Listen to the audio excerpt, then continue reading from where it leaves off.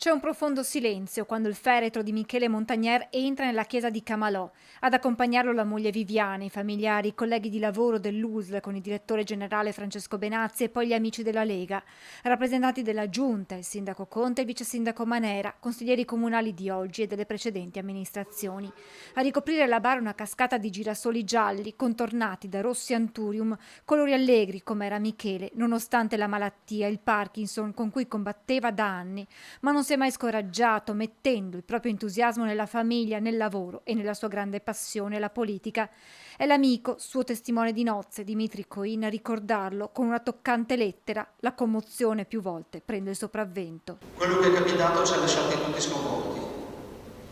Non dimenticherò mai, caro Michele, la voce di Viviana che mi dice tra le lacrime che non ci sei più.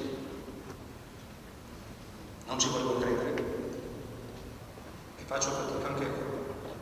Ricorda le ultime telefonate con Michele dopo le dimissioni dall'ospedale dove era stato ricoverato per qualche giorno. La settimana scorsa ero pure uscito fuori casa per fare due passi. Nelle ultime conversazioni telefoniche che abbiamo avuto la voce era distesa, rilassata. Mi diceva che si stava riprendendo anche se le giornate non erano tutte uguali.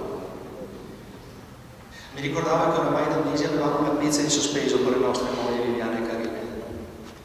E quello che ci resta è la considerazione che non dobbiamo mai rinviare le cose che possiamo fare subito. Coin ricorda la passione dell'amico per la politica e la Lega. Dicevi che siamo la tua seconda famiglia, alla quale hai dato tanto, portando una lucidità di pensiero e una forza di ideali. Che se queste caratteristiche fossero contagiose, la nostra società sarebbe sicuramente migliore. Forse però siamo stati una famiglia che avrebbe potuto o addirittura dovuto restringere qualcosa di più. Venerdì, quando te ne sei andato, è sceso il buio, le parole di Don Michele durante l'omelia. Ora, ha aggiunto, rimangono molte domande senza risposta. Era già impegnativa la convivenza, la malattia. Perché questa morte?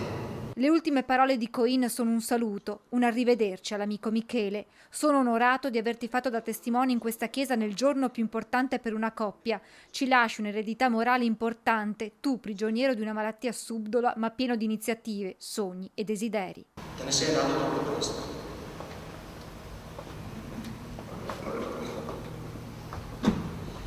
Non eravamo preparati, mi dispiace tanto.